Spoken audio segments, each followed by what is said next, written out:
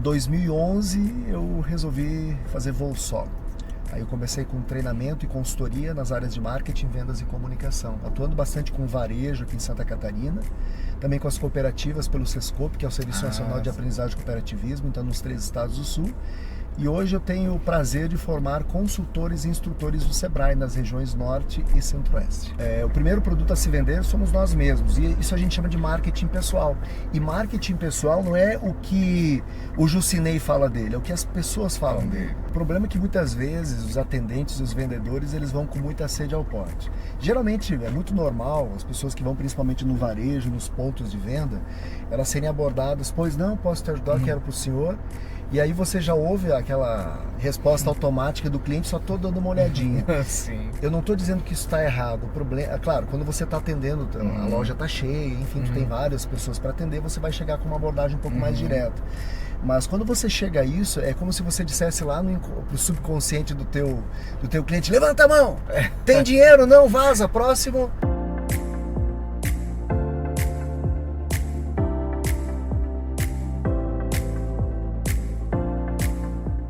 Vem de carona. Oferecimento Kaiô Mitsubishi Motors.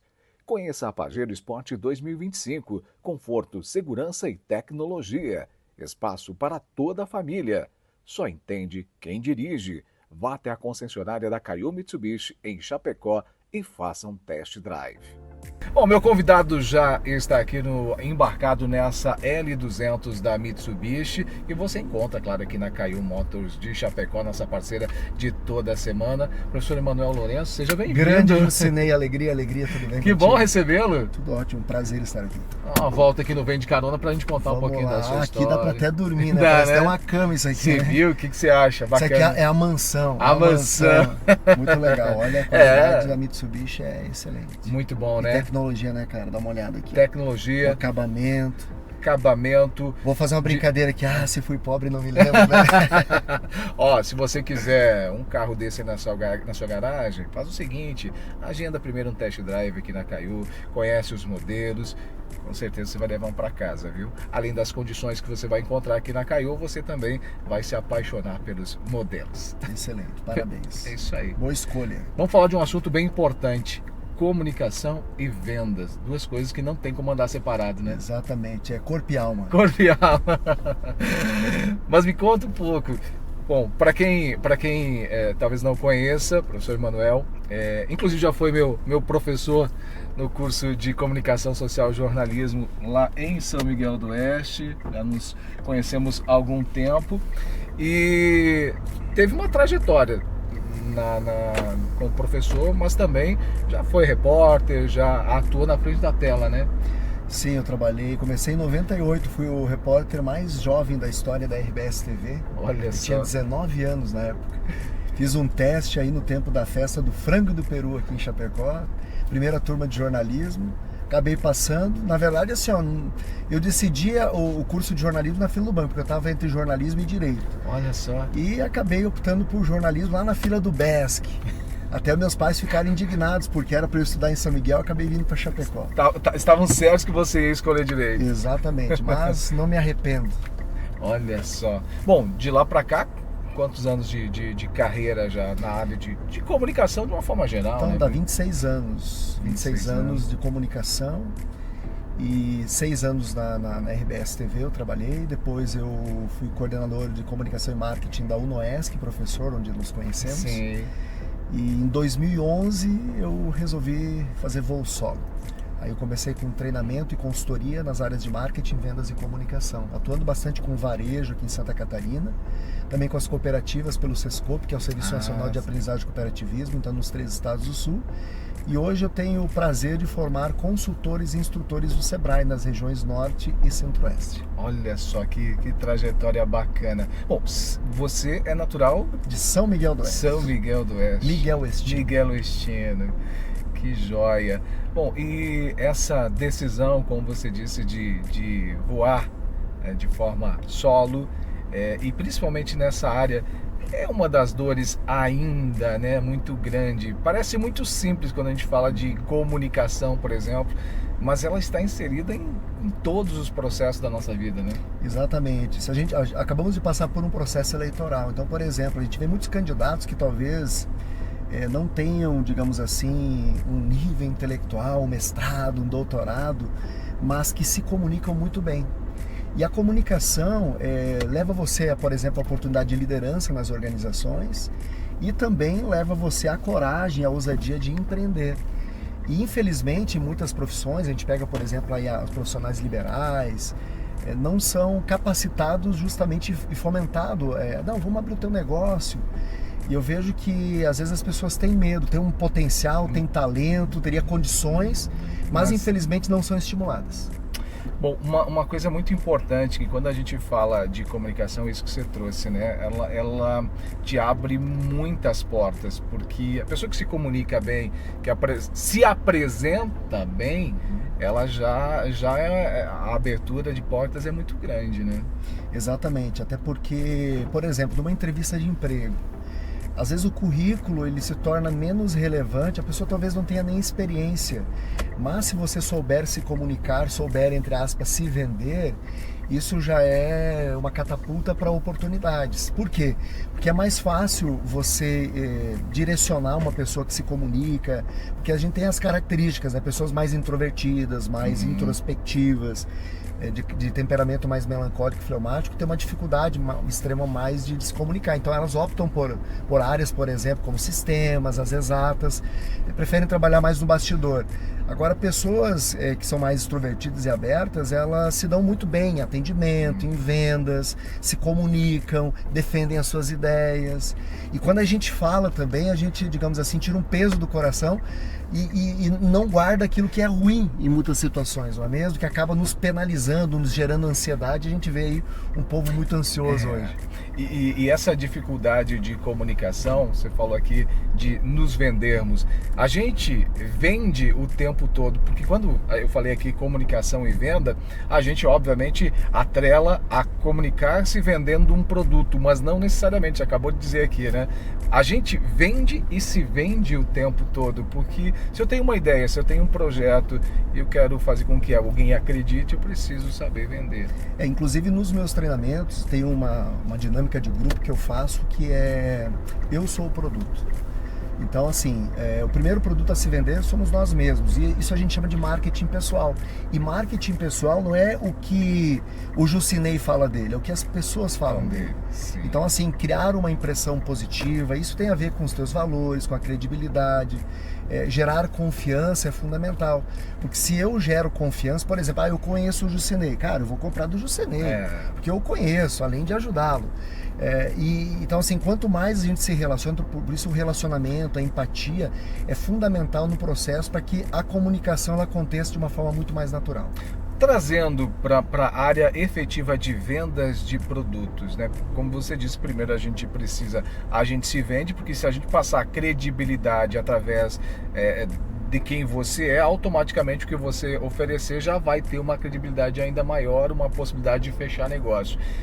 O que a gente observa muitas vezes, e nós falávamos antes de começar a gravar aqui, que é uma dor, não é unicamente de uma região ou outra, o Brasil inteiro. Você às vezes entra em algum departamento comercial e você se depara com as pessoas com atendimento muito tímido ou então muito aquela falta de tato, e as pessoas gostam de ser bem recebidas, e isso também faz parte da comunicação, né? Exatamente. O problema é que muitas vezes os atendentes, os vendedores, eles vão com muita sede ao pote.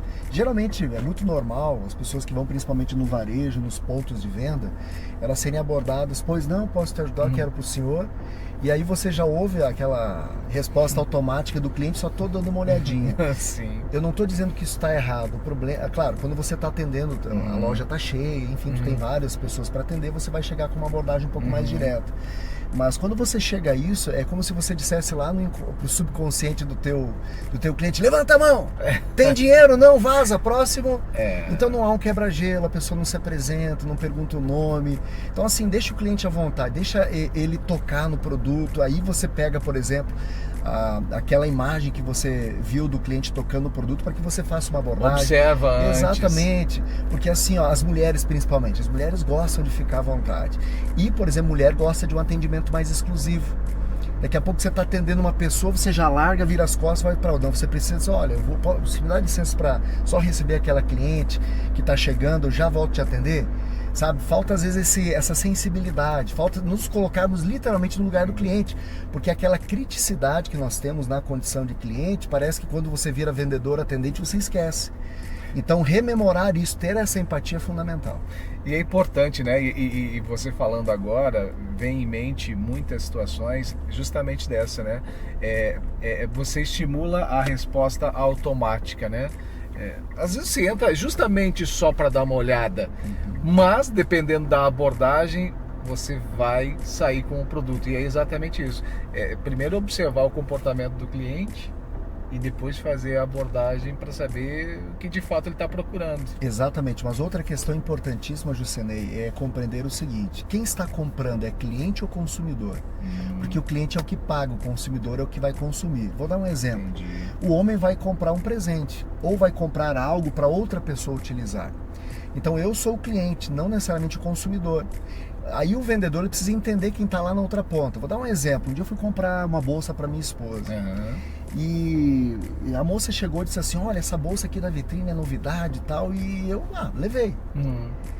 Quando eu cheguei em casa, era de presente de aniversário da minha esposa, ela abriu aquele saco, né? Aquele pacote, daí ela olhou a bolsa mais molinha, ela disse assim, onde é que tu comprou esse saco? Que não tinha nada a ver com o perfil Tinha dela. que ter ajudado você. Cara, eu já lembrei da vendedora, eu pensei, nossa, eu vou na jugular da vendedora. E aí ela não gostou, eu tive que ir lá trocar ainda. Então falta fazer perguntas para que você possa chegar ao perfil de quem está lá. Por exemplo, se ela tivesse perguntado, vem cá, qual que é a altura da tua esposa? Porque a altura interfere, por exemplo, na escolha da bolsa. Claro. Qual que é a profissão dela? Vai ser pro dia a dia ou não? Se ela anda de moto ou de carro, também interfere no tamanho, vai precisar de alça ou não? Sabe? Então tem outras perguntas que tem que ser feitas antes de focar no produto. E a gente vai muito com sede ao pote. E se a gente fosse mais assertivo, a chance de você virar a chave para convencer e persuadir o cliente seria muito mais rápido. Só que a gente não tem paciência. E outra coisa, às vezes o cliente vai lá comprar, vou dar um exemplo, eu já fui comprar um óculos de sol para minha esposa, mas a pessoa que foi me atender só vendeu óculos de sol. Cara, eu também uso. Então por que ela não me ofereceu? Claro. Então aquela pessoa que só faz aquilo que o cliente pede. Então se é para isso, a gente vende pela internet. Nem coloca o funcionário tá aí para mostrar as possibilidades ou algo a mais. Bom, o que falta? Falta treinamento para esses profissionais, para esses colaboradores.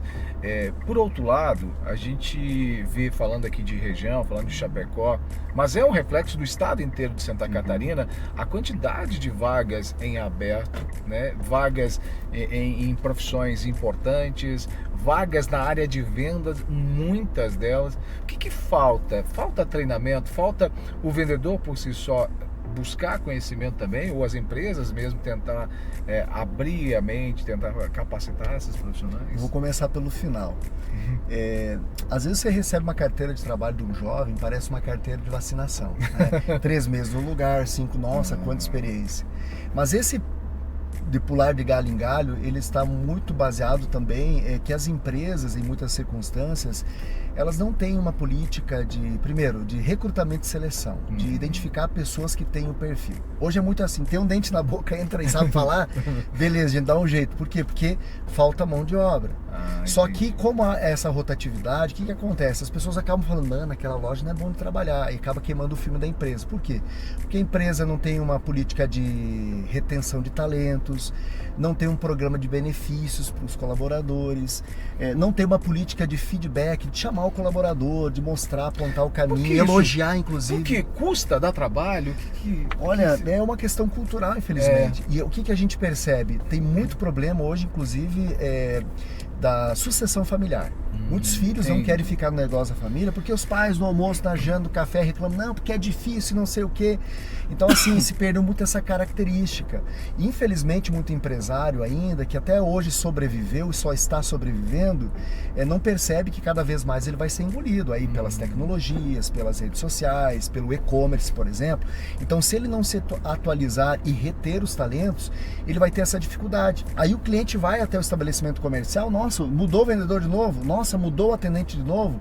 Isso não pega bem para a marca. Personaliza, né? Exatamente. Então eu vejo assim, faltam várias situações. Primeiro, tem que partir da empresa. Ela tem que se organizar, você tem que fazer da sua empresa um lugar que as pessoas sonhem trabalhar. Sabe como é legal, por exemplo, eu tenho uma amiga aqui em Chapecó que trabalha no Boticário há muitos anos. Olha só. E a gente vê muitos funcionários aí que fazem carreira, que de funcionário daqui a pouco virou gerente. Isso é legal, sabe? Porque as pessoas têm que entrar numa empresa, elas têm que entender até onde eu posso chegar. Porque se ela vê que ela já chegou no teto de cara, aí, sabe, a pessoa que é ousada, que quer crescer, que quer ganhar mais... Ela vai procurar outra alternativa. Exatamente. Aí talvez ela vai trocar você por 50 ou 100 reais, infelizmente. Por isso que muitas vezes é difícil segurar até mesmo profissionais bons, porque se a empresa ela não dá essa visibilidade do que o funcionário pode alcançar, ele pode sentir, já bateu no teto, já deu para mim, eu preciso procurar algo que me satisfaz. Olha, eu já vi inclusive empresas, Jucinei, de observar que aquele vendedor ele é tão estratégico que ela colocou ele como sócio da empresa. Por exemplo, deu lá uma porcentagem, 5% para ele. Para reter esse talento. Cara, o cara deu gás, sabe? A empresa cresceu. Então isso é valorização também, sabe? Isso é dividir o resultado. A própria questão, por exemplo, a gente vê muitas cooperativas trabalham aqui na nossa região, a questão do PPR, né? Divisão de lucros. Sim. Isso é importante também, ter indicadores, sabe? Não só uma meta de venda, mas assim de qualidade de entrega, de satisfação, perfeito, de pontualidade, de não erro. Dá para criar vários indicadores, meta de grupo.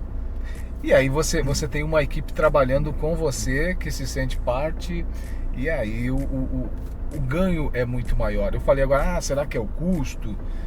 Só que o custo de você contratar e demitir um profissional posteriormente, ou mesmo que ele peça para ir embora, imagino que é muito maior, porque você mal capacitou ele, você está trazendo aquela imagem para a empresa que você falou agora há pouco também, que não é uma imagem legal, ou seja, é muito mais, traz muito mais prejuízo nesse formato do que você parar, analisar e daqui a pouco oferecer outras oportunidades, né? Novamente, as empresas contratam rápido demais e demoram para demitir.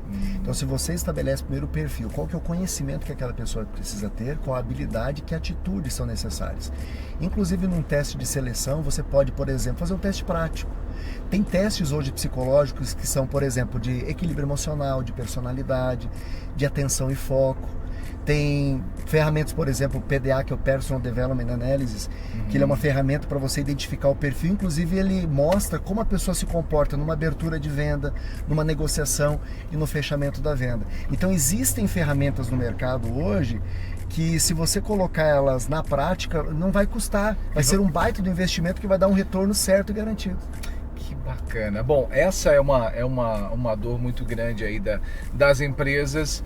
E a mão de obra qualificada, a mão de obra que permanece, né, nas empresas. E, bom, quero te agradecer esse bate-papo, acho que produtivo e importante. Essa é a ideia, a gente contar histórias aqui, mas também trazer um pouquinho de informação para compartilhar com as pessoas. Aproveitar aqui e deixar seu contato. Olha, se alguém quiser um pouquinho dessa expertise, um pouquinho dessas dicas também para daqui a pouquinho melhorar a estruturação da empresa para absorver esses profissionais, para que eles fiquem, para que eles... Porque a gente não vê jovem... Porra, eu me lembro do meu tempo, né, quando pensava em trabalhar, a ideia era passar a vida inteira. Exato.